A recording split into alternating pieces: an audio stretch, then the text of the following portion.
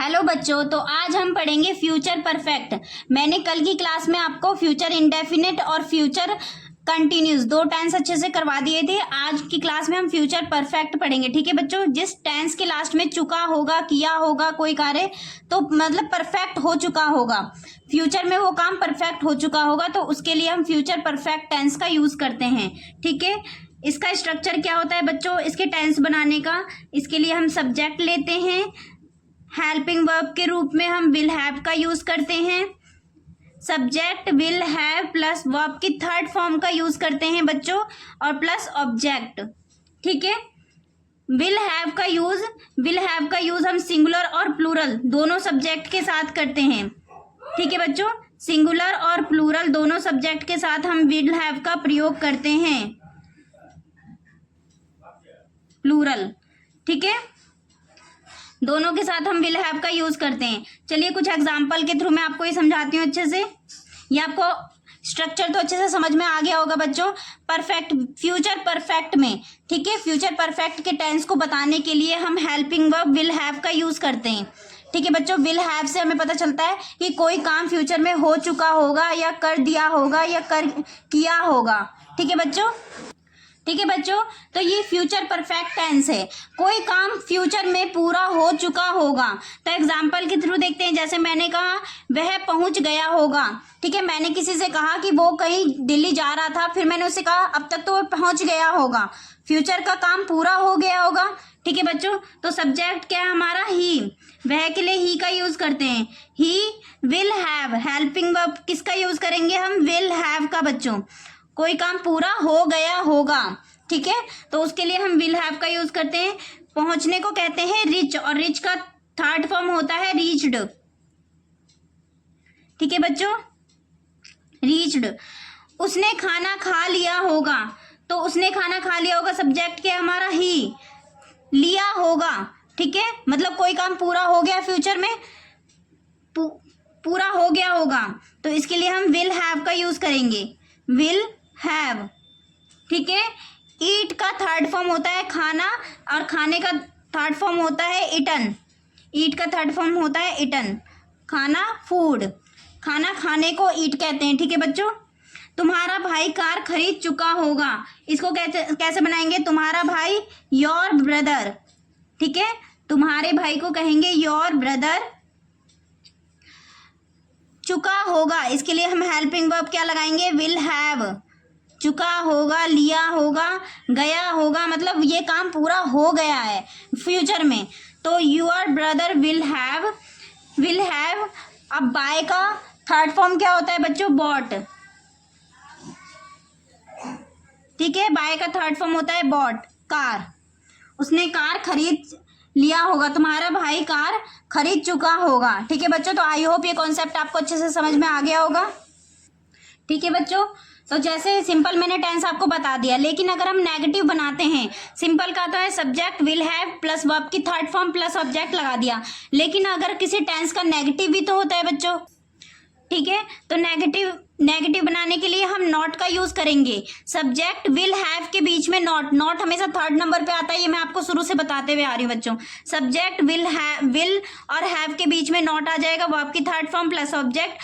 अगर हम इंटेरोगेटिव किसी से फ्यूचर का क्वेश्चन पुटअप करते हैं तो विल आगे आ जाएगा, उसके बाद सब्जेक्ट आएगा, हैव प्लस वर्ब की third form plus object, will subject, not have verb की थर्ड फॉर्म प्लस ऑब्जेक्ट। अगर हम नेगेटिव में क्वेश्चन पुटअप करते हैं बच्चों तब, ठीक है, विल के बाद सब्जेक्ट आएगा, सब्जेक्ट के बाद नॉट आएगा, और हैव को हम सबसे लास्ट में लेके चले जाएंगे।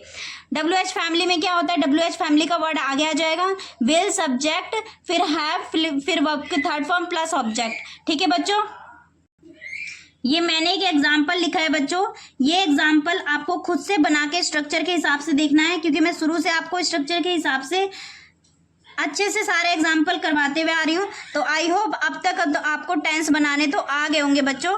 ठीक है, तो ये एग्जाम्पल आप खुद बनाएंगे इन चारों स्ट्रक्चर के हिसाब से। ठीक है बच्चों, क्योंकि जब तक आप प्रैक्टिस नहीं करेंगे आपका कोई भी कॉन्सेप्ट क्लियर नहीं होगा, इसलिए प्रैक्टिस करना तो बहुत जरूरी बच्चों।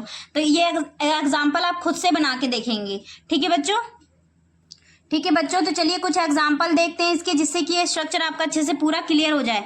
जैसे मैंने कहा वह क्रिकेट खेल चुके होंगे, इसे कैसे बनाएंगे? वे सब्जेक्ट को हम कैसे लिखेंगे इंग्लिश में बच्चों? दे। वे का सब्जेक्ट क्या होता है? दे।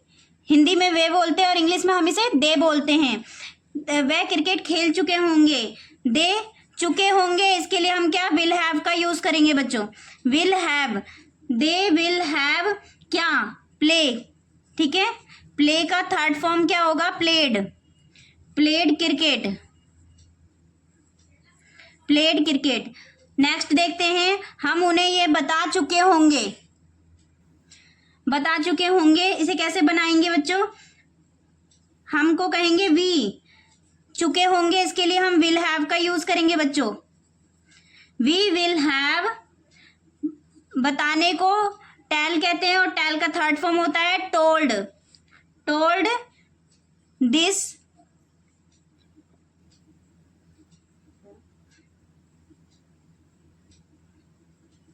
हम उन्हें यह बता चुके होंगे। We told, we will have told this to them. आप एक खिलौना खरीद चुके होंगे।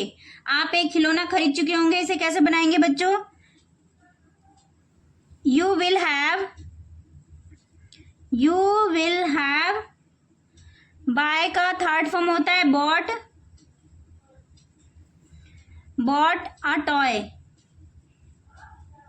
नेक्स्ट देखते हैं बच्चों, मम्मी ने खाना बना लिया होगा, इसे कैसे बनाएंगे बच्चों? Mom will have. Mom will have. खाना बनाने को कुक का थर्ड फॉर्म होता है कुकड। फूड। ठीक है बच्चों, आई होप आपको फ्यूचर परफेक्ट अच्छे से समझ में आ गया होगा। ठीक है बच्चों, तो अगला हम लेते हैं फ्यूचर परफेक्ट कंटिन्यूज। ये हमारा लास्ट टेंस होगा फ्यूचर का। Future perfect continues. अब इसकी पहचान क्या होती है बच्चों इस टेंस की? अगर किसी टेंस के लास्ट में हमारा आता है रहा होगा। ठीक है, रहा होगा, रही होगा, रही होगी, रहा होगा, रही होगी, कुछ भी हो सकता है। प्लस इसके साथ प्लस टाइम आता है। ठीक है, मैंने आपको कल भी बताया था क्लास में, रहा होगा प्लस टाइम आ जाए। ठीक है, प्लस टाइम आ जाए तो वो फ्यूचर परफेक्ट कंटिन्यूज है। मतलब कोई काम फ्यूचर में परफेक्ट हो चुका है लेकिन कंटिन्यू में चल रहा है। ठीक है बच्चों, तो इसकी पहचान होगी रहा होगा प्लस टाइम के साथ आ जाए तो। ठीक है, इसके लिए हम स्ट्रक्चर देख लेते हैं। इसके लिए कौन सा स्ट्रक्चर फॉलो होता है बच्चों? सब्जेक्ट लिखेंगे हम। ठीक है, विल हैव। विल हैव तो एज इट इज लिख लेंगे हम, बट इसके साथ क्या आता है? परफेक्ट के साथ बीन का यूज करते हैं। Will have been. Will have been plus verb की फोर्थ फॉर्म। फोर्थ फॉर्म कौन सी होती है बच्चों? वही आईएनजी वाली फॉर्म होती है फोर्थ फॉर्म। ऑब्जेक्ट प्लस इसमें क्या होता है? सिंस या फोर का यूज करते हैं। ठीक है, सिंस या फोर का यूज करेंगे, प्लस लास्ट में टाइम आ जाएगा। ठीक है, ये स्ट्रक्चर आपको याद करना पड़ेगा अच्छे से बच्चों। जितना आप प्रैक्टिस करेंगे आपका स्ट्रक्चर सारे अच्छे से क्लियर होते रहेंगे। आप प्रैक्टिस नहीं करेंगे आपका कुछ क्लियर नहीं होगा बच्चों, इसलिए प्रैक्टिस करना बहुत जरूरी है। ठीक है, जैसे मैंने एक एग्जांपल ले लिया, लिखा यहाँ विराट।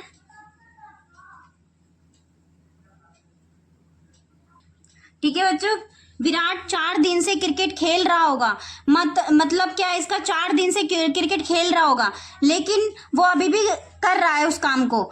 एक तरह से वो काम पूरा हो चुका है, परफेक्ट हो चुका है, लेकिन वो कंटिन्यू जारी है, अभी भी वो काम जारी है। जैसे विराट 4 दिन से क्रिकेट खेल रहा है, इसको कैसे बनाएंगे बच्चों? तो विराट हमारा सब्जेक्ट हो गया, विराट। और किसी भी सारे सब्जेक्ट के साथ, चाहे हमारा सब्जेक्ट सिंगुलर हो या हमारा सब्जेक्ट प्लूरल हो, दोनों में हम विल हैव का यूज करेंगे बच्चों। ठीक है, Virat will have been. Virat will have been play. और प्ले का फोर्थ फॉर्म क्या हो जाएगा बच्चों? आईएनजी वाला फॉर्म आएगा, playing. Virat will have been playing cricket. Cricket. अब यहाँ पर 4 आएगा या सिंस आएगा बच्चों? 4 आएगा या सिंस आएगा? यहाँ पर 4 आएगा, क्योंकि यहाँ पर हमें 4 दिन दे रखे हैं, लेकिन वो 4 दिन कौन से ये नहीं बताया है। अगर यहाँ पर हमें दिन दिया होता है कि मंडे, ट्यूसडे, वेडनेसडे कुछ भी दिया होता तो एटलीस्ट हमें सीन्स का यूज़ करते, लेकिन अभी हम 4 का यूज़ करेंगे क्योंकि हमें यहाँ पर एग्जैक्ट टाइम नहीं दे रखा है। ठीक है, क्रिकेट 4 डेज। ठीक है बच्चों, तो आई होप ये आपको अच्छे से समझ में आ गया होगा। प्रेजेंट परफेक्ट कंटिन्यूस टेंस की पहचान क्या होती है, रहा होगा प्लस टाइम, इसके लिए हम विल हैव बीन का यूज करते हैं। ठीक है बच्चों, ठीक है बच्चों, तो ये हमारा नेगेटिव स्ट्रक्चर है फ्यूचर परफेक्ट कंटिन्यूस टेंस का। ठीक है, तो सिंपल का तो मैंने आपको बता दिया, सब्जेक्ट विल हैव बीन, सभी सब्जेक्ट के साथ हमारा helping verb will have been का यूज होगा बच्चों। ऑब्जेक्ट, सिंस, फॉर और टाइम। ठीक है, और नेगेटिव में सब्जेक्ट विल और उसके बाद नॉट आ जाएगा बच्चों। नॉट हमेशा 3rd नंबर पे आता है, तो subject will not have been अगर नेगेटिव क्वेश्चन है तो। वर्ब की 4th form object, since, for, time. Interrogative में विल, सब्जेक्ट, हैव और बीन। अगर विल क्वेश्चन पुटअप करते हैं तो विल आगे आ जाएगा। ठीक है बच्चों, ये पूरा हेल्पिंग वर्ब हम आगे नहीं रख सकते, इसलिए विल को आगे रखेंगे, उसके बाद सब्जेक्ट लगा के हम हैव बीन को लास्ट में लेके चले जाएंगे। वर्ब की 4th form object, since, for plus time. Interrogative negative मतलब क्वेश्चन किसी से नेगेटिव में पुटअप किया तो will, subject, not, have been, verb की 4th form plus object plus since, for plus time. जो बच्चे अगर कंटिन्यूस स्ट्रक्चर को फॉलो करते हुए आ रहे हैं उनको कोई दिक्कत नहीं होगी स्ट्रक्चर समझने में, लेकिन जो बच्चों कंटिन्यू फॉलो करते हुए नहीं आ रहे हैं उनको तो दिक्कत होगी। ठीक है बच्चों, मैंने अभी तक सारे एग्जाम्पल आपको करवाए हैं, बट इनके एग्जाम्पल आपको खुद करने पड़ेंगे, तभी जाके आपके कॉन्सेप्ट अच्छे से क्लियर होंगे। रामा सुबह से नाच रही होगी, इसको आप चारों तरह से बना के देखेंगे, सिंपल, नेगेटिव, इंटेरोगेटिव और इंटेरोगेटिव नेगेटिव। ठीक है बच्चों, ठीक है बच्चों, तो मैंने आपके सारे टेंस अच्छे से क्लियर करवा दिए हैं। अगर आपको कोई भी डाउट हो तो आप मुझे कमेंट कर सकते हैं, मैं आपके कमेंट का जवाब जरूर दूंगी। और ये आपको एग्जाम्पल खुद बना के देखने हैं। ये मैंने एग्जाम्पल इसलिए छोड़े हैं ताकि आपको कुछ कॉन्सेप्ट अच्छे से अपने आप भी क्लियर हो, और ना समझ में आए तो आप मुझे कमेंट करिए, मैं आपको वीडियो जरूर बना के दूंगी। ठीक है बच्चों, तो आज के लिए इतना बहुत है, और इस चैनल को सब्सक्राइब करना मत भूलिएगा।